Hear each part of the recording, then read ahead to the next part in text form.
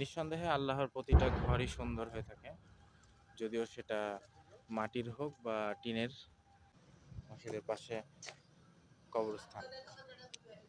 তো যারা এখানে কবরবাসী আছে বা যারা এখানে শুয়ে আছে, নিঃসন্দেহে তারা অনেক ভাগ্যবান, কেননা মসজিদের পাশে তাদের ঠাঁই হয়েছে।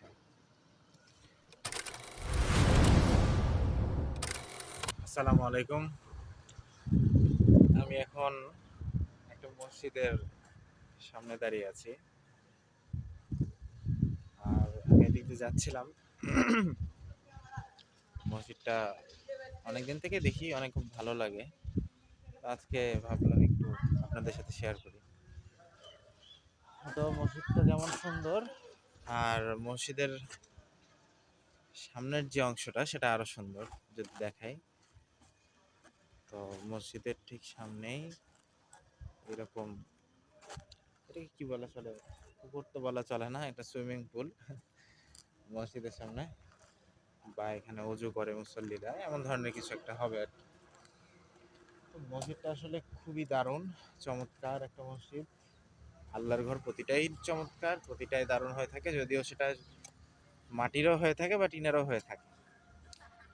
কিন্তু কিছু কিছু মসজিদ আসলে নান্দনিক হয়ে থাকে, তো তার মধ্যে এটি একটি নান্দনিক মসজিদ।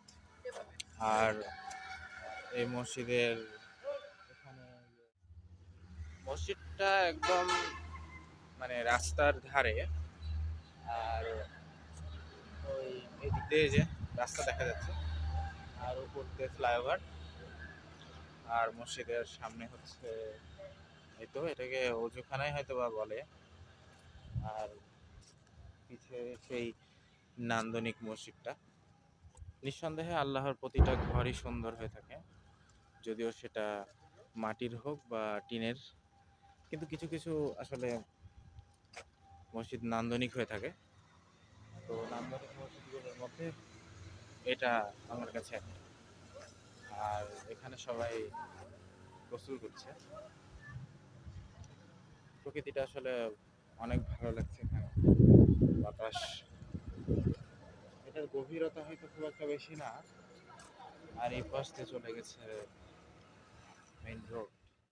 মসজিদের বাহিরটা যতটা সুন্দর, ভেতরটা আরো সুন্দর।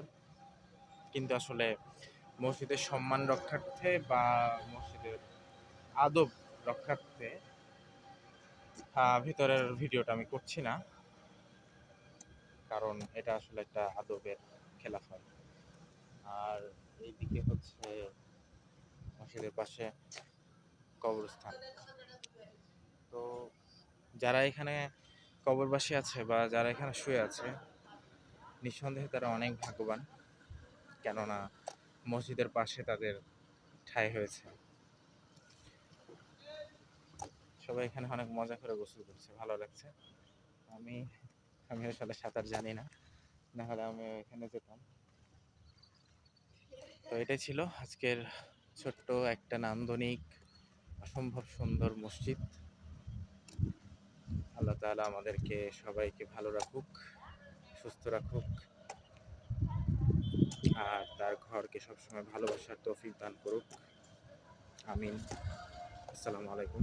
ভালো থাকবেন সবাই।